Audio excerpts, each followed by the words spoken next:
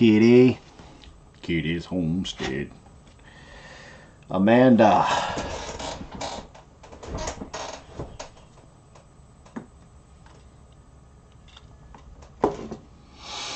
Mama Cat. Janet.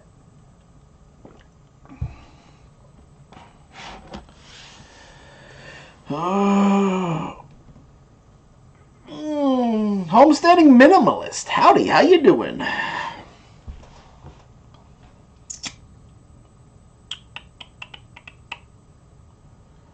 Here we sit, brokenhearted.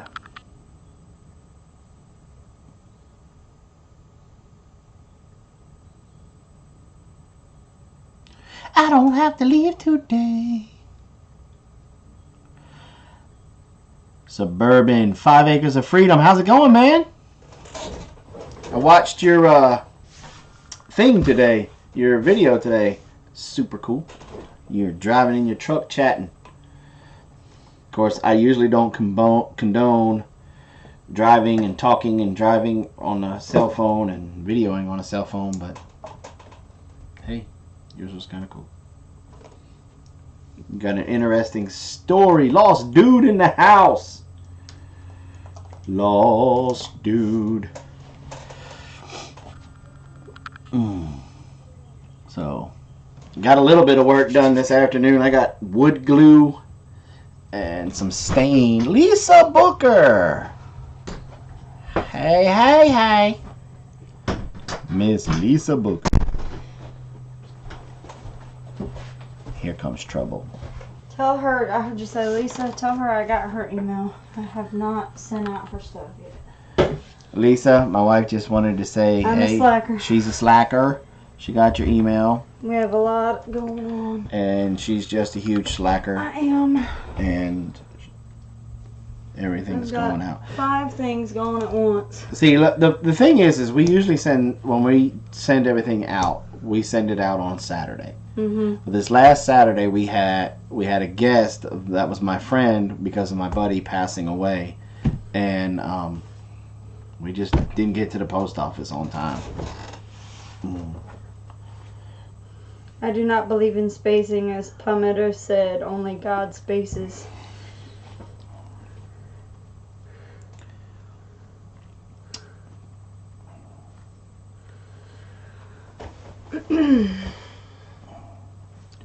So, B-Lady, while we're waiting on everybody to come in, do you like the top feeders more than the entrance feeder? And the back box status is not done. What's up, Pickers? I need to get back in the shop and get that. I forgot all about that. So, Jiggles, did you get my Facebook message? When? When did you send it, dear? Lisa was like, so maybe this Saturday, and no worries. Yeah, maybe this Saturday. Yeah. Oh, I just got it. She just sent it like 6 months ago. 6 months ago? I mean, 6 minutes ago.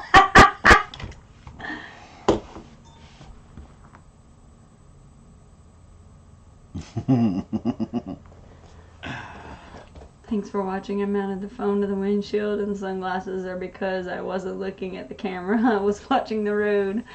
Mud pie. Mud pie. Mud pie girl, I'm so glad to see you around. I've been missing you.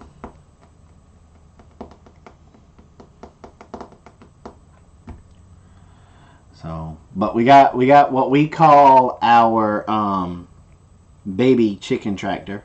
We got another one of those built today.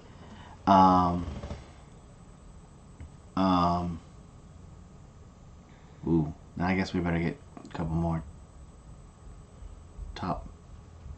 Okay, so we got to get a couple more top feeders. We can get them while we're up there at that place, couldn't we?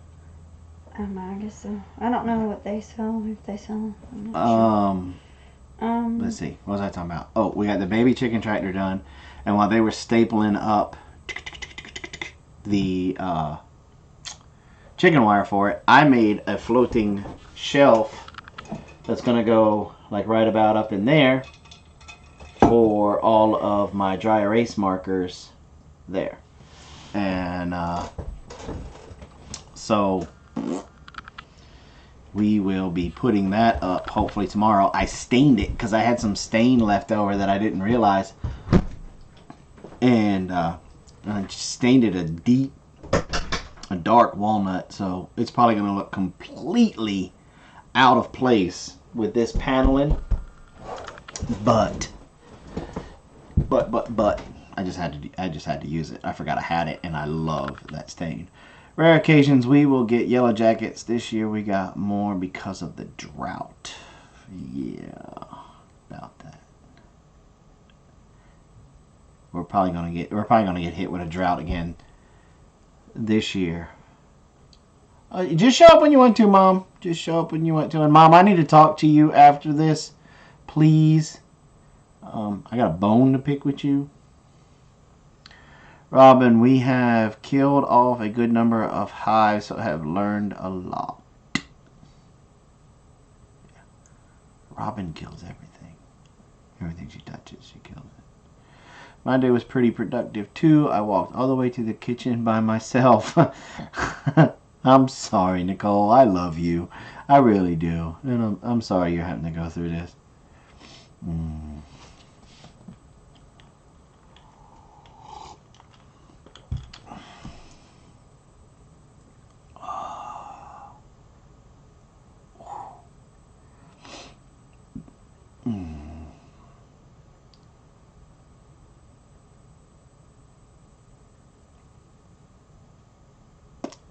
What's up, Cliffy V? Amber Rivers. That's Mama. So We gotta check the spam folder. I can't check it from here, but okay. check the spam folder to make sure that it What? What? that it What are you talking about? for the bees, the Oh. information. Okay. Oh, they called you back? No, I just called again because you started talking about it. I was like, they're not calling me back. I'll call them. Okay. Did you get a hold of them? Mm-hmm. She said, check my spam folder, and if I don't see it, call her tomorrow. And she'll send me another one. Okay. Then we'll check it later. Mm-hmm. Okay. All right. So we're about 7 minutes in. The Loaded Sink. How are you doing, sir?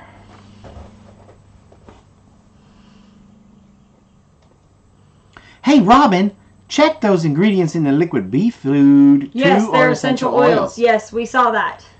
And it's lemongrass and it's two that I knew that they use for bees. I mean, I've heard of them being used before, spearmint and lemongrass. I've definitely heard of that before. So I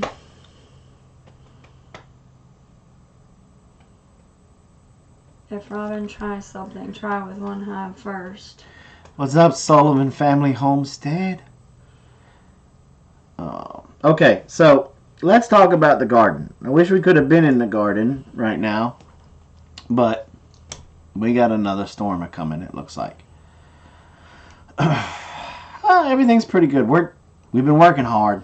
I'm going to tell you, we've been running like chickens with our heads cut off. Yeah, like, I haven't even been able to talk to J-No for a couple of days. I think I called him Monday or Sunday. No, I called him Easter Sunday. And I haven't been able to talk to him since. We've been planting. Okay. Thanks, Kitty. Becky, what's up? Hey, Sandy. We've been planting chicken tractors, chicks, cows, running cows, taking steers to the processor. Wait, hi Jason, hi Robin, I'm here. Hey Susan. Wait, Susan, it's pronounced J-Son. Will you stop? Leave her alone. She loves to pick on me. Just like did anybody say anything about my tartar? Did they? Do you know? Not that I know of. See? They're taking Simply's place. Oh, okay. Wait. Oh, that's right. Oh, that's right, yeah. Are Okay. they? Yes, I think so. I thought B Lady was taking Simply's place. Wait, Kitty, is that...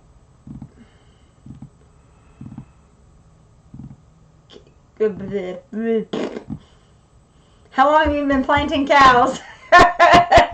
Just this week. We just started.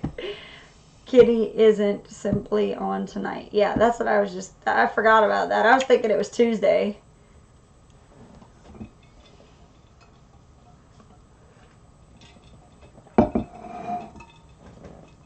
This is why I started behaving in the oils class.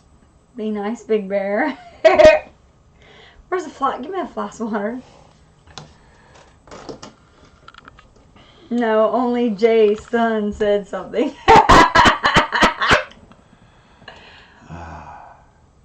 Okay, anyway. Who's taking her place? Oh, for the love of God. Forgot Nick can't. Yeah, Simply is on too. Yeah, so what? Yeah, anyway.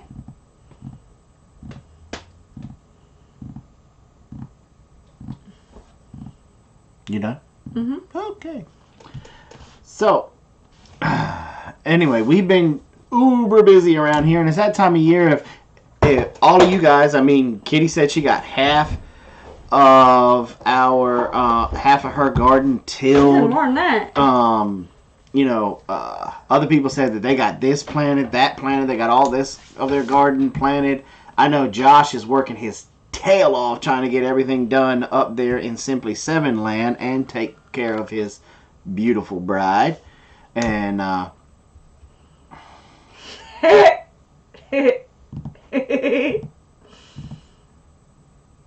you can't talk.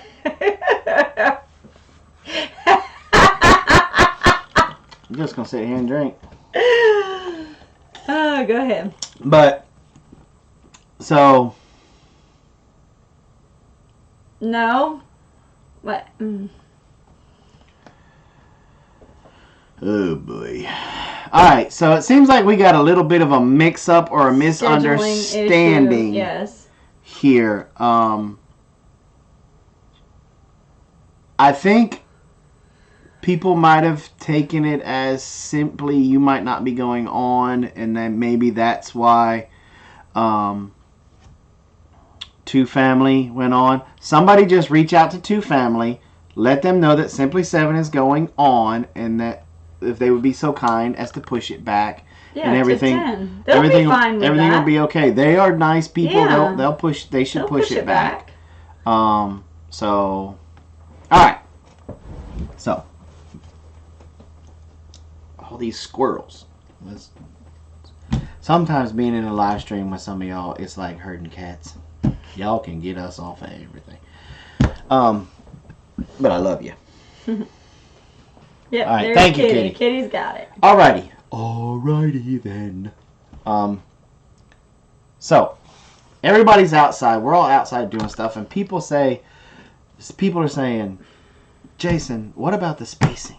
Are these spacing? I mean, I'm looking at my seed packets, and it's saying I need to put these plants 3 feet apart. Mm-hmm. And then my rows got to be 4 feet apart. Who has this kind of land? Who has this kind of acreage? And so, here is the lowdown. And unfortunately, stinking pooper scooper took it from me this morning when I jumped in from the break and kind of just stole my thunder when I said that I was going to be talking about spacing. Mm-hmm. He was like, spacing? God doesn't use spacing. And I was like,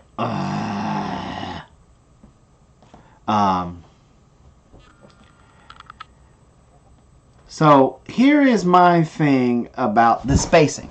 They're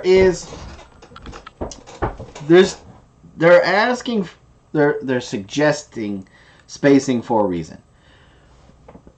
You put some of these plants too close together, they will choke each other out. They will be in competition for the same nutrients in the ground. They'll be in competition for the same amount of water. That's awesome, Kitty. Thank you. Simply, did you get that? So And what happens is, and then it becomes what? Do you have Palmetto? Have you seen Palmetto say something? No, why? Because he's saying something that we can't see. Is there a reason for that? Because everybody's saying hi Palmetto and I'm not seeing his stuff. I mentioned him. Who's they asking for space? Like, how is it? Does anybody else see Palmetto stuff? Yep, Meemaw's here to talk about squirrels. Screw flatlander gardening. Square foot gardening in square plots versus rows of raised beds, as long as the items grow in their space.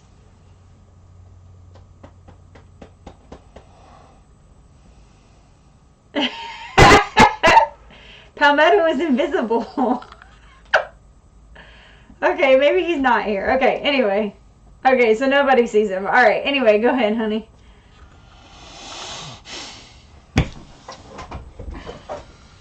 And what happens, it becomes the survival, basically, of the fittest. Which plant is stronger? Because in the animal kingdom and in the plant kingdom, it's still going to be law of the jungle. Okay? The stronger of the plant is going to survive. Now, when we add some spacing, we stand a better chance of both plants surviving. Now, the reason why that they suggest the 18 to 24 inches, the 36 to 48 inches, the blah, blah, blah, blah, blah, blah, blah, are multifold. One, they want to put the distance between those plants so that way... Now, let me stop right here for a second. What I'm talking about right now is your traditional row style of gardening. Okay? I'm going to take it in a different direction in a few minutes. I'm talking about your typical garden. You go out there, if you till it, yeah, basically you till it up, you make your little rows, make your little mounds, and you put your stuff down there. Okay, this is what I'm talking about. That's what they base it off of. Okay, so if you're making long rows of garden and you're putting your space between, it's so that way those plants are not in direct competition with each other, that they're far enough apart that there's enough real estate between them that they should be able to retrieve the nutrients and the moisture that they need to survive equally. But I disagree. Also, they, again, I'm talking about the traditional row garden. So if you without adding any amendments or anything. Okay, so sit over there and be pretty. So what you're sit saying? Over there and be pretty. So what you're saying is, if somebody had a garden, so you're saying not even back to Eden Garden. Correct. Okay. That's not a typical row. Okay, no, I'm just checking because no, that could be a typical row. You could still plant in rows. What part of till it up did you not understand? I'm gonna till you up in just a minute. Sit over there and be pretty. That's all. Sit over there and be pretty. No pinching the back fat. I'll just poke you instead. Okay, so before we were rudely interrupted again. See? You're talking about the traditional style back in the day when you were out there with your grandfather. It was just the dirt. Mm-hmm. Okay. Okay. Boom. That's what these seed packets are basing their spacing on. Okay. Now, that was to help them stop being in direct competition for the same nutrients and the same moisture. Okay. Also, when stuff starts to spread out, like zucchini, squash, those guys. Right. Okay.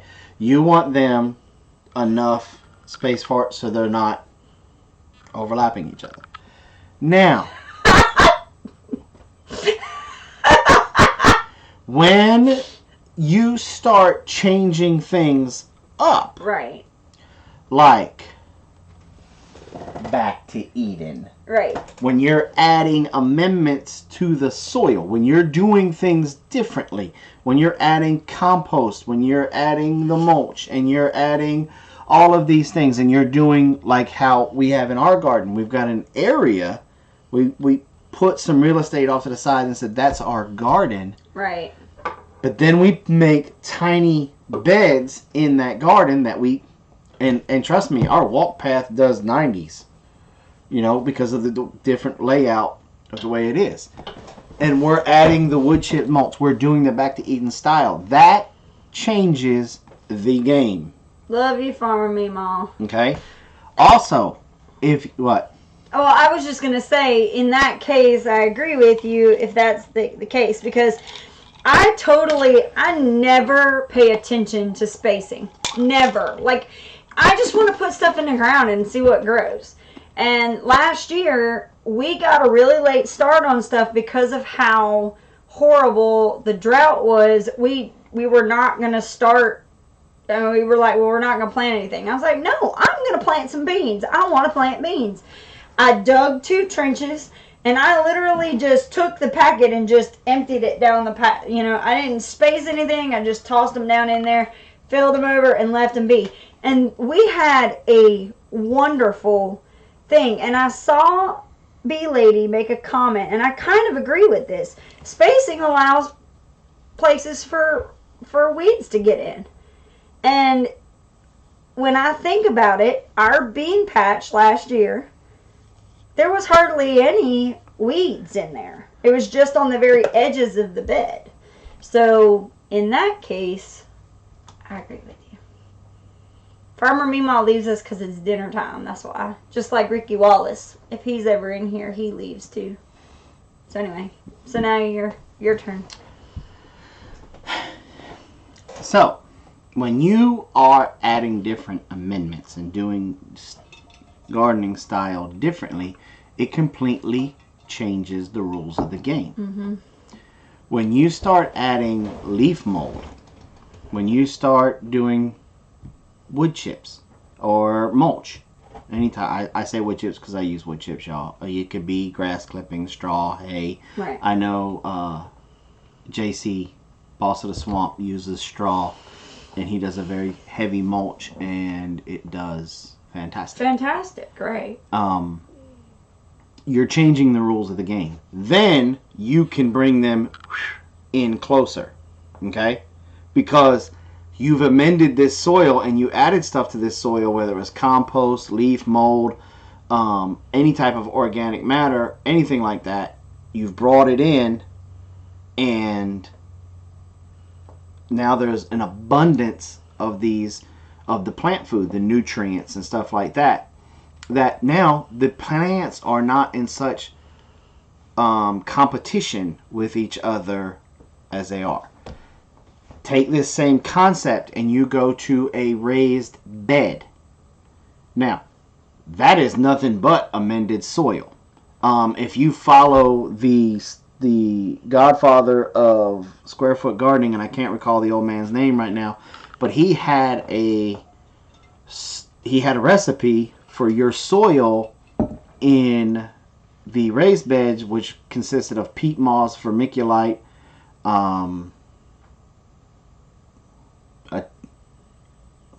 peat moss, vermiculite.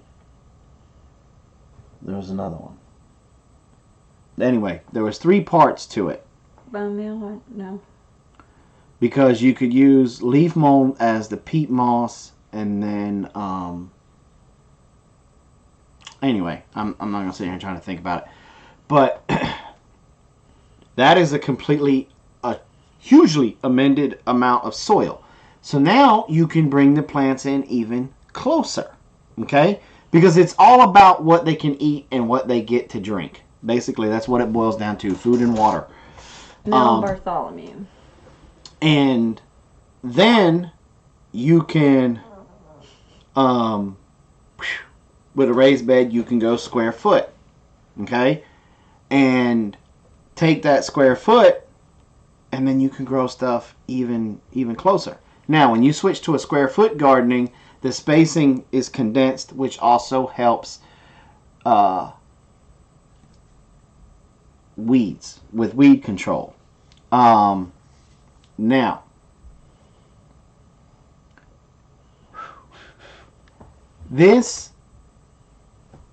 you take this information that I just gave you, and this is also the reason why aquaponics systems work the way that they work. Mm-hmm. Okay? Because the concept with an aquaponics system, okay, is you have the fish in the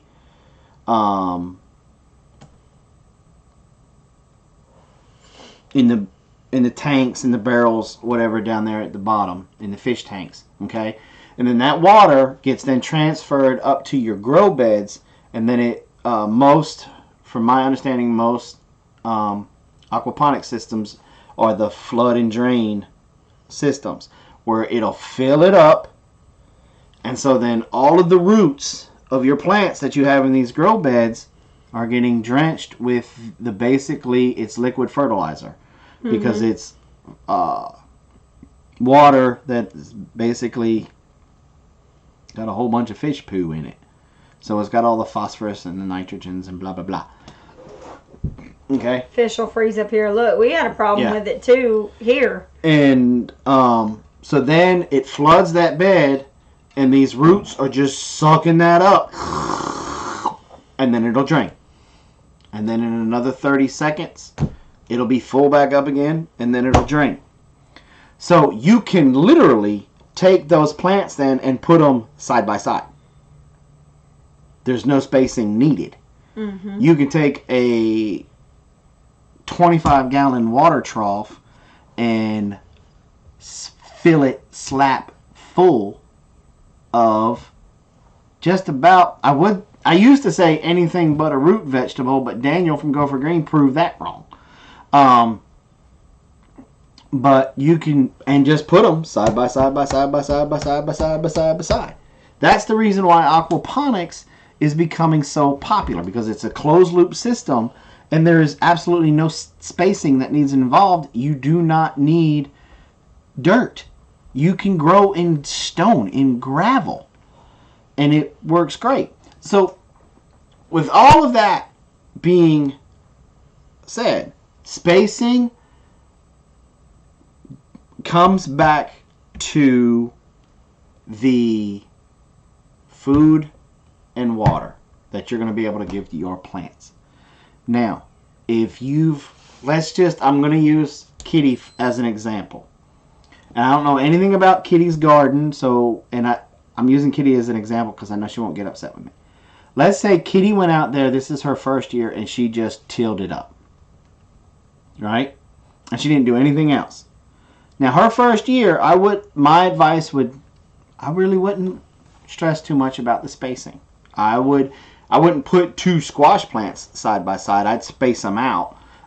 But I would put a decent amount of space in there where I was comfortable being able to go in there and harvest stuff. Now, if she did nothing else to the land, the following year, my suggestion would hardcore, you better follow those spacing rules. But if during the wintertime, if she covered it with leaves, or she covered it with grass clippings, or she covered it with wood chips, or she covered it with something, or she just planted a winter rye. So, Kitty said that's not true. You saw her plot. I wasn't going to correct him, but I knew she would.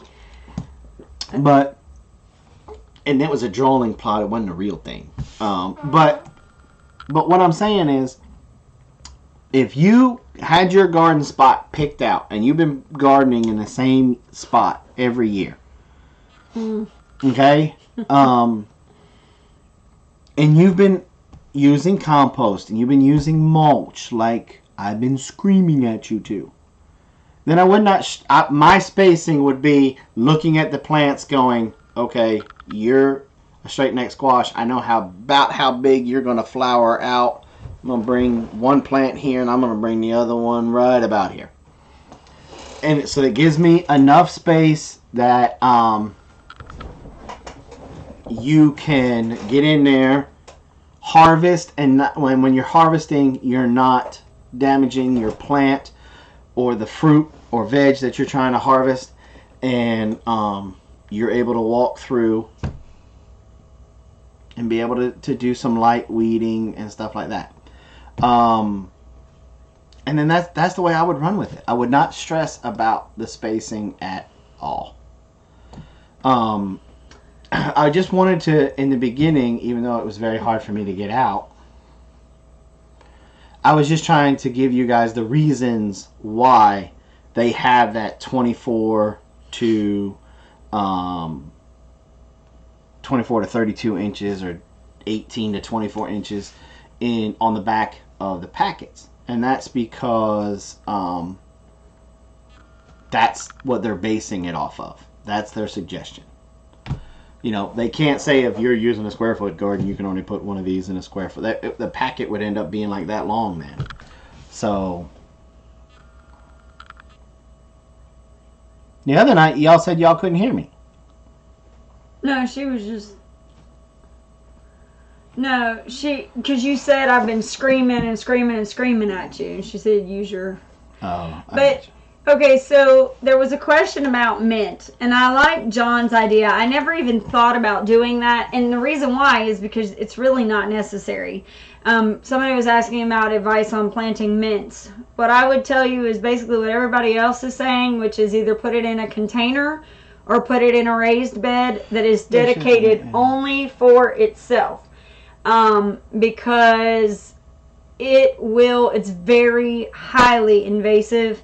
And it will, I mean, it'll take over a bed. And I will tell you, this is crazy. Last year, it was so dry. We did not water over in that area because we were trying to conserve the water for what we knew would work, you know, what would grow.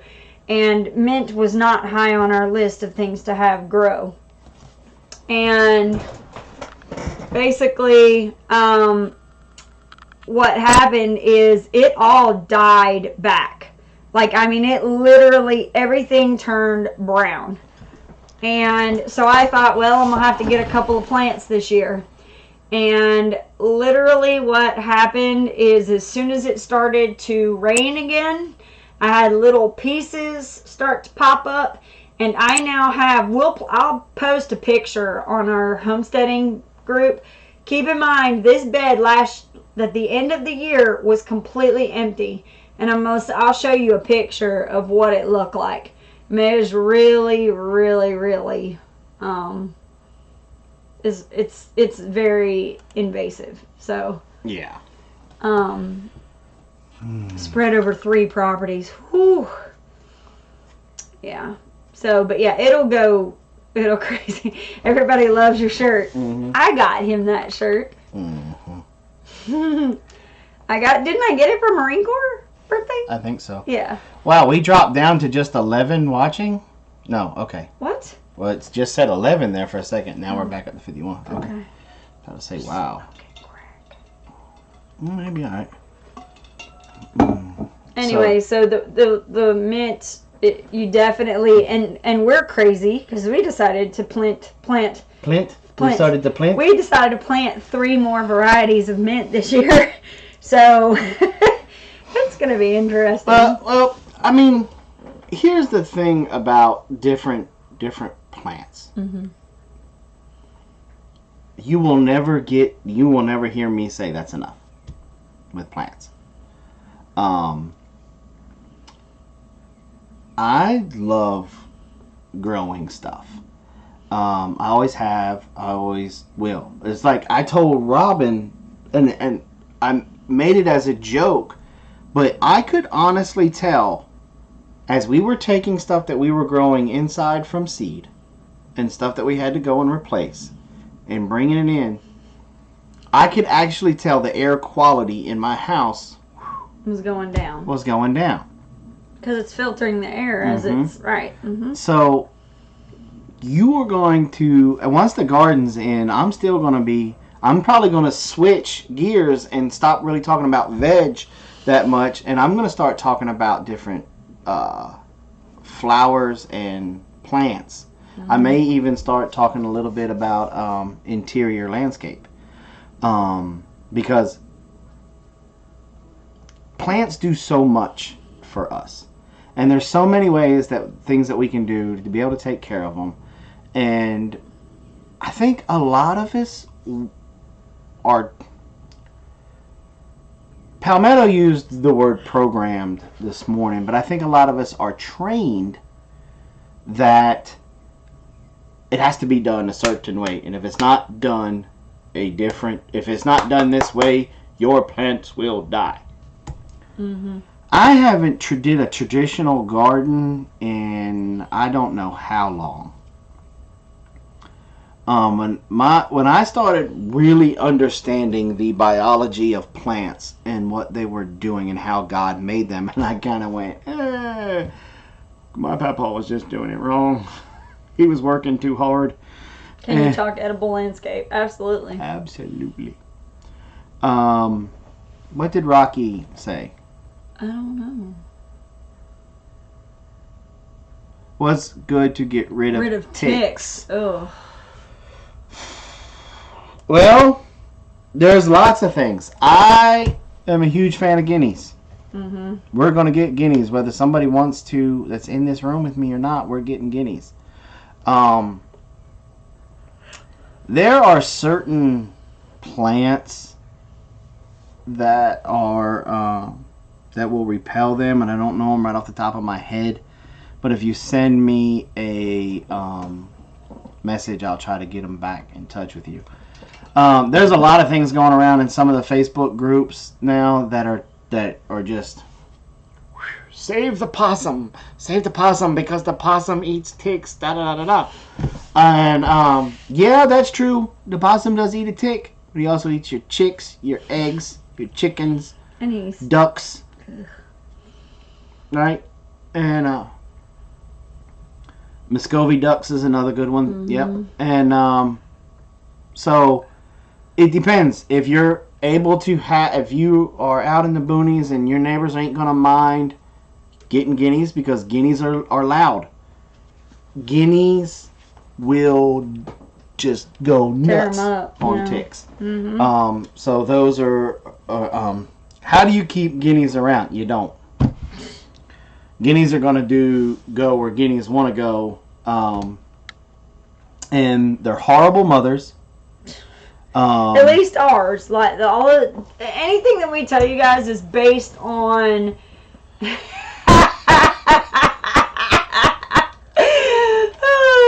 I hear possum is good out of a can. Mm-hmm. You know, are chickens good for ticks? I've not really seen them. Well, they'll eat any. A chicken will eat any insect. 5 acres, but they are not as aggressive as guineas and muscovies are when it comes to mosquitoes and ticks. They're gonna pick off the bigger ones first. They're gonna be going after your crickets, your grasshoppers, stuff like that. Mm-hmm. I was going to say that when somebody said so. Amy! Lisa was asking about planting. There is a guy not far from where I work. I have to drive by there every day. He plants everything in 5-gallon buckets. He puts his soil in every year. He puts his seeds in, and then he has an arbor that goes from one side to the other of his, makes a big, huge rectangle, and then he takes line and connects it from the top of each row down to the bucket, and he grows everything vertically. Mm-hmm. So all of his tomatoes go up the line. He grows his cucumbers that way. His okra grows up that way, and everything is in a 5-gallon bucket. Yeah. And every year his cleanup, now granted he has to put new soil in every year. I don't know why. I don't know. But he doesn't worry about, and it's quick. He grows his tomatoes up, he harvests them, he's done. Like everybody else is still worrying about harvesting, and all of his stuff is already. Well, we learned just as an experiment that one time, that when we put our tomatoes on that chain link fence. Mm-hmm. That it helped us out tremendously. That's why we're doing what we're doing again this year. Yeah, he drills holes in the bottom, I'm sure. Yeah. And vertical gardening is phenomenal. Mm-hmm. If you've got a way to be able to do it, I suggest you do it, because then, again, you don't have to worry about spacing as much. Like, one thing I want to try and do, because we do need to get another panel for our loofah gourds, but I would like to try to grow our loofah, and then once it starts to get kind of covered, I want to see if we can try and grow some lettuce in that area, so it's protecting it from too much sun during the summer. Now let me draw what Robin's talking about, y'all. Okay, if everybody knows what a cattle panel is, I think so. Yeah. All right, we're gonna take that cattle panel and make it. Draw it pretty big so that people can see it. Is that big? Yeah, that's good. Okay. And make it half moon like this, okay? And then all the way down, however long it is. It's like what, 2 foot wide, 3 foot wide? Probably 4, right? The Not length. Panels, yeah. Yeah, about 4 foot. Yeah. So that would give us 4 foot of planting space on either side. That we would plant. She wants to put her loofah gourds, okay? Yes, I have loofah sponges. Okay. Yes. And so they will grow up this, and we'll put them on both sides, all the way down. Because I am not kidding y'all. When they say that they will grow 8 to 12 feet, they are not joking. They grew so far last year that they went 2 beds over and straight up a Jerusalem artichoke and brought it to the ground. Like, they are no joke. If they have space to grow, they will grow. And now we can leave it like this. Now, this is, for this example, this would be the cattle panel sitting straight on the ground. Now, you could do cucumbers that way. You could do watermelon this way. You can do cantaloupe this way. You can do, you could probably do tomatoes this way. Peas, beans, any of your pole beans, you can do all of those guys on stuff like this. Now with the loofah gourd, and I'm glad you reminded me, I'll probably raise this up on a block or something, and then run it up and down like that, so it gives us extra height to do it. Well, the panels are 10 feet? Something like that. So it'll give us 10 feet of growing space, but then if you put a cinder block on either end, that would give us probably closer to almost 12. But now, the thing I was going to say about this, the other reason why this is such a good idea is because the holes are big enough that when they start to become heavy, they can fall through the holes in the panel, and then you can harvest from up underneath here, not getting into where all the leaves are. It stops a lot of some of that stunt growth stuff, because everything's compacted. Your loofah gourd or cucumber has from here to all the way down to grow if it wants to, and so then it can be a nice cindular type of loofah gourd or cucumber or anything like that. Right. Same way with watermelons and pumpkins. Believe it or not, that little stem, while it's growing, has the enough strength to hold that watermelon right there. It can run it down right there. Boop. It has enough strength to hold that there. Now, this is where, if you're going to do watermelons and pumpkins and any big melons like this, you don't have to, but it would behoove you to, when the melons start to form and they get to a decent size, to go ahead and get some netting and secure it to where you have it. Because as this fruit, and I'm not gonna get into the debate of what's a fruit and what's a veg, but anyway, tomatoes are fruits. I'm just gonna put it that way. This fruit, as it starts to mature and starts to fully ripen, this part of the stem will become weak. And when it's fully mature and ripened, it can no longer support it and it will pop off. So if you take just some regular bird netting and make like a watermelon hammock, and you just brace it up there and you make sure that netting is secure, that way when it does break loose, the netting will hold that fruit and it won't bust on the ground and then you lose that fruit. Okay? And you can go get a bunch of that netting. You can, look, a lot of you crotcheters out there, y'all can make this netting out of and my other point about this, especially with the loofahs, if you let loofah grow on the ground, it will curve. Your loofahs will grow almost like a crookneck squash. And then what happens is, I was going to say that, but basically what happens with it doing it this way, with gravity taking part in the growth process, it allows it to grow straight. And that's key when you're trying to sell these loofahs, because you don't want crooked ones, because it just doesn't make for good sponges. You can cut a nice long gourd, you can cut it into good. I don't know, I kind of like some of them crooked ones now, because then back scratcher, hard to reach spots. But the cool thing about doing this also then, okay, is you have all of this real estate under here. Yeah, for something that might need shade. Now, crotcheters. Here in the South, look, we get hot. Stuff burns up in the sun. I mean, last year I had like 4 hobbits come running by and they threw a ring in my pond. That's how hot it got. Okay? So when you do stuff like this extends your growing season on some of your more heat sensitive plants, because the other plant will shade them, which will make it about 10 degrees cooler in there. Then, now you can't do this if you're off grid, okay? I don't want to hear nothing about being off grid.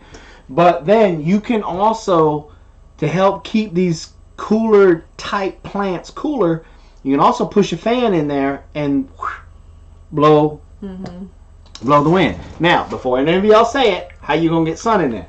You have to face this cattle panel east-west. So that way on either side, it'll get a couple of hours as the sun's coming up. In the morning. And then as it goes overhead, it's during the heat part of the day. It'll protect it. That plant is protected. And then whoop. Yay! Then it goes down the afternoon. What? Okay, wait. So are we talking about the same loofah, the sponge I use in the shower? The all natural ones. The ones that are like the brown color that look like they're fibrous. Yes, those are loofahs. I'm looking to see. I thought we had one out Lone here. Wolf Bear Cub? We don't. But anyway, yeah, they are plants, and you can eat them when they're small, is what everybody's saying. But let me tell you, bring me a chunk of loofah to the schoolhouse. Taste very over. good. We tried, but it's just yuck. But anyway, so the coolest part about loofah, guys, is you let it. This is one where you get to be lazy. Like, you get to be lazy with this. You don't have to harvest it. You let it die on the vine. You let it die. You're not excited or anything. Right? I love loofahs. I think they're awesome. So basically what you do is you let it die on the vine. And then when it's done, it'll be very hollow, and you just like turn it and it'll pop off. And then here's the best part. At the bottom of the loofah, where the flower was, the bloom was, if you push on that, it'll open up. And, no, let me see.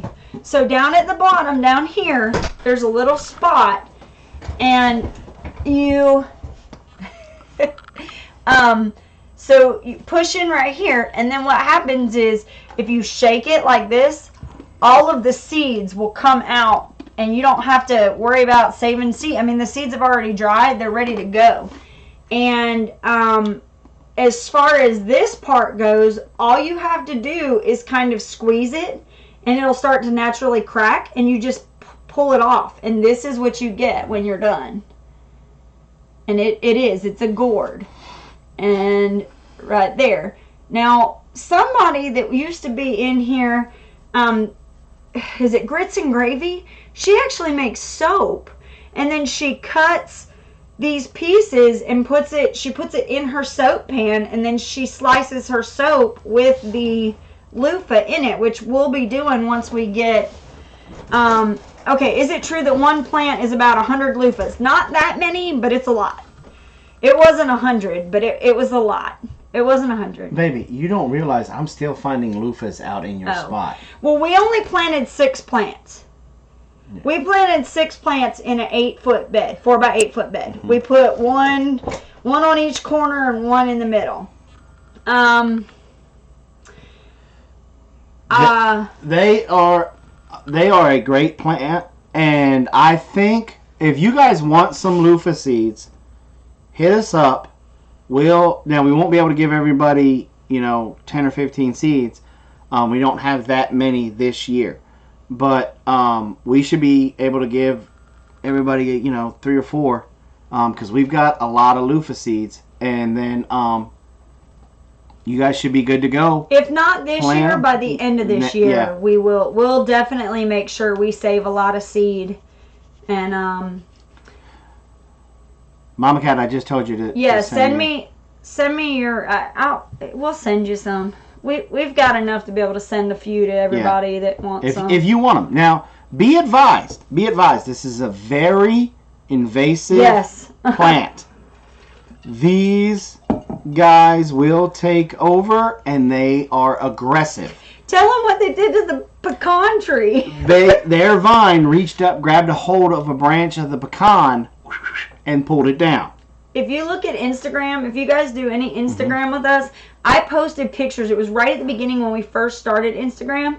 There's pictures, and this kind of goes in tune with the ants. Do you remember?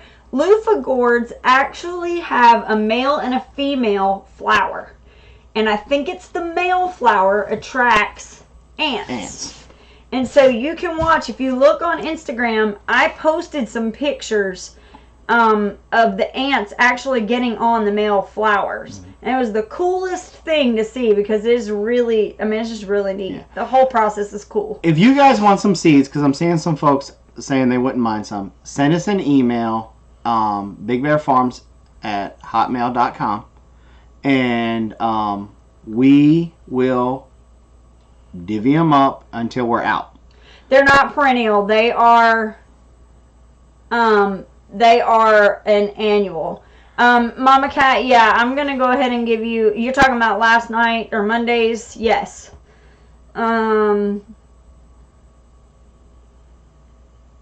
Yeah, it'll take over. Like, it literally sent, I was floored, because we put them in there thinking, they may grow, they may not. It was from seed. It wasn't even like we bought plants. Somebody had given me seed at some seed swap, and I was like, let's just try and see what happens. And we literally put 3 seeds in each one of those 3 spots. If we plant in the spring up here in the north, do we have enough time for it to grow? It does. It is a long season. You should. But I think you should be okay. You should be okay. If things work as I hope, they'll grow up over my garden shed. See, that would be great. Yeah, they're self-sowing. Really? Mm-hmm. So you're saying we might actually... Oh, God. Because you said you're still finding them. And see, that's the thing. Because I read all this crazy stuff about how you're supposed to peel them and stuff. And what happened is we had a couple that really dried out, and I found them. And when I push the bottom out, literally you push the bottom, it pops off, and the seeds will come right out. You shake it a couple good times. 5 acres, see, send us your email address. Look, see? I just got one out of there that wasn't... That's your seed right there, 5 acres. That must have been it. But, no, there's a couple more in there. But literally all you do is you shake it out, and they come right out there. Look. There's one right there, too. See? But that's how you get them. You just shake them out of there, and the seeds will come out. And, they're ready to... They're already ready to go. How about sun? We Susan? had them in full sun. Wait a minute, stop. Susan, that's not even funny. Take it down. Gotta go eat, y'all. Love y'all. See you later. Loofahs are tough, invasive, and will last throughout moderate northern and winter. Oh, okay. I played heck peel them. No, I mean literally we took them and we rolled them, and then we just peeled it off the. And that's why I'm in trouble. And let me tell you from a gardener's perspective, not the one that's uber excited about a loofah. When you get them off the vine, take them as far away from your garden that you can possibly get. Preferably in the house. Put out a white sheet and then do the peeling. Don't do it with the fan on or peeling process the wind and everything. blowing. Because I'm probably right out here. I'm probably gonna have loofah gourds out here, right out here by the schoolhouse. It's gonna grow up over the schoolhouse, and I'm also going to probably have more loofah gourds than I want in my garden. Yeah. So that's why I'm saying that if we may not be able to give you seeds this year, right, but we will. It'll be a first come first serve basis. But trust me, by the end of next year, I'm telling you, I will probably be able to give everybody dang near 10 to 20 seeds. Well, I think I have a styrofoam cup at work because I took it to work showing some people about it, and so I have a gourd's worth of seeds at work. So I'll bring I'll definitely bring the those seeds home, and we should be able to give them out. Mama, I don't think I'm gonna sell seed. I'm just going to give those away to people that want them. There's no point in selling them. Look, guys, I'm not in this to make money. I'm not. No matter what I get accused of. I'm not in it to play games. I'm not in it to try to make millions. This is we have a working homestead. Okay? And we've been at this for almost 10 years. And we started on a 1/4 acre plot in a downtown in the ghetto of Augusta, Georgia. And we started with a garden. And we grew from there. And we stumbled and we tripped and we wanted to quit. And we ran into roadblocks and things that hit us harder than what other people are getting hit right now.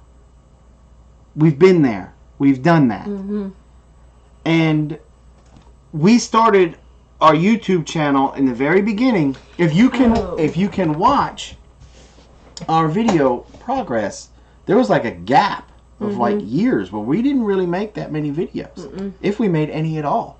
That's because we were out there doing it, learning it, tripping over ourselves, because when we first started, there was no homestead anything. There was no homestead network, there was no homestead genre, there was no homestead anything out there that we would, because we went to YouTube looking for how to hand milk a cow, how to do this with chickens, how to do that with chickens.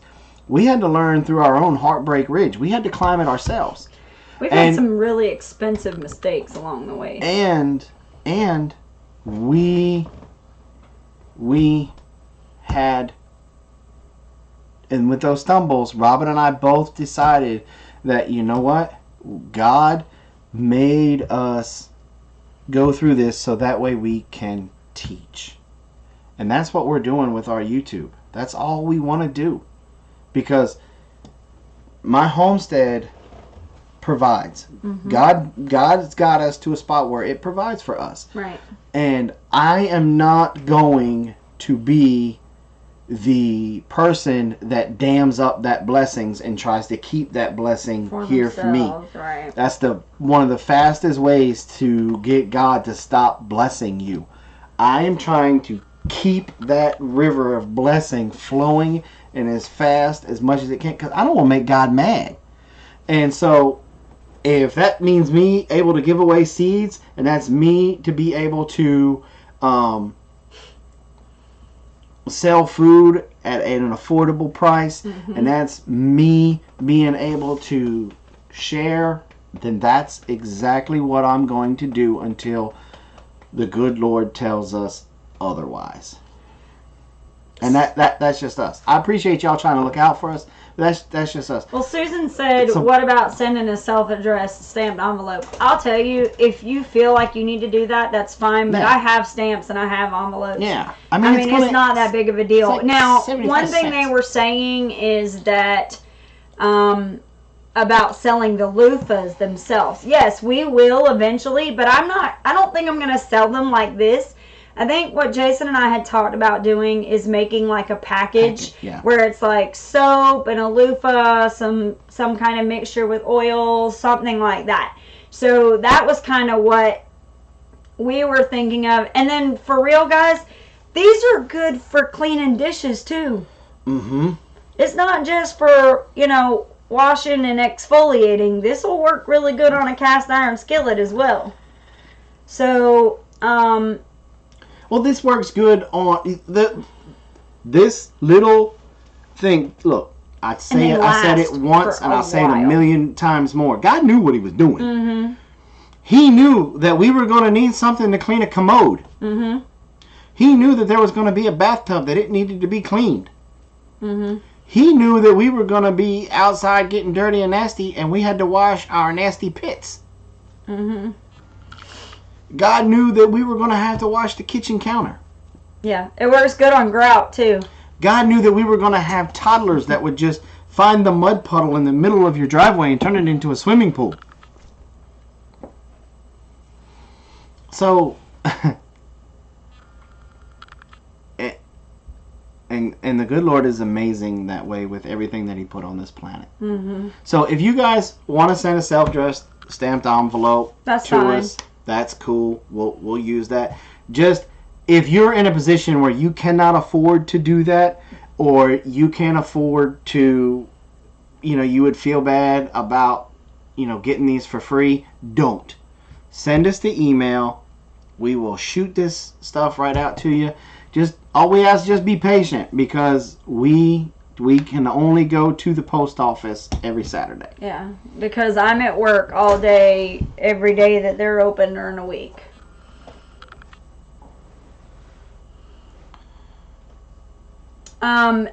Grits and Gravy. Yeah, I think it was Grits and Gravy. Yeah, she has a Etsy store or something, and she makes the soap with the loofah inside it. And the other thing too is that this is a small one. Most of the loofahs that we grew, they're like 18 inches long, and they're not like this. They're like that big. They're huge. So loofah are not as good as a frozen corn cob when you want to throw them. No, they wouldn't be that good at that. And so, yeah, washing dishes. That's what we use them for washing dishes too. Yeah. Mama Cat, I think that truck is now officially out of my pay grade. I have pretty much gone almost as far as I can go, because I can't figure out how to take the cover off to be able to get to the torque converter bolts. So I'm pretty much at an impasse. Now, if somebody wants to come down and help a brother out, I'll feed you.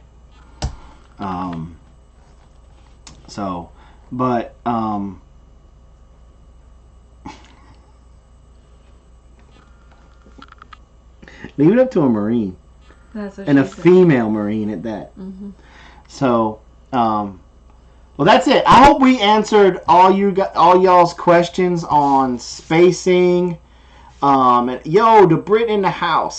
What's up, Brit? I'm done being silly. I hope that makes you guys feel better about the spacing. And look, guys, just put something in the ground. Get out there. Put that plant in the ground. Look, I'll tell you guys, look, I don't care if you got to go to the Home Depot, the Walmarts, or whatever, and get your plants that way to get your garden going. Do it. Now, this is what I would advise. And this is just the old fat guy from Georgia, the old shut up jarhead, saying, Get the heirloom varieties. Stay away from the hybrids. Because There's a reason. And this is the reason. You go with the heirloom, then you can save the seed. Most hybrids, you can save the seed, but they'll usually go back to one of the other. That's kind of just one of them things. It just happens. Most of the time, that they're you know, the plant is still young enough that I don't think they've because if they put any chemicals or anything like that on it, by law they have to label it. And I've never seen any labels on any of them. So just get out there, get those things in the ground, get some mulch on them, make sure they stayed watered. If you gotta do it, hey, put it in a pot. If you ain't got no land, put it in a pot. And do we have good heirloom sweet corn? We have such a major issue with corn here because of the sun that if you're offering some corn seed, I'll take it and try. But somebody was asking about grits and gravy. If you type in the Google search Etsy and then grits and gravy, it'll come up. You'll be able to find her that way. You know, and go for it. Get something out there. Get out there. Get doing it. Get them plants either in containers or in the ground. Get those heirlooms. Harvest it. And then as the time gets closer, we'll start talking about seed saving. And then how you spent that $3 on that plant at the Home Depot, and now you'll never have to buy that one ever again. So, way to show up late, Goose. We're done. We're ending the show. So that's it. That's our show for today. I appreciate y'all coming by. If you want some of these loofah seeds, hit us up, and we'll get you. We'll get them out there to you. And that's about it. You got anything else you want to say? No, I think that's about it. All right. We'll see you guys again. Well, I'll see y'all tomorrow morning at the water break. So, thanks, and we'll see y'all in the morning. Bye.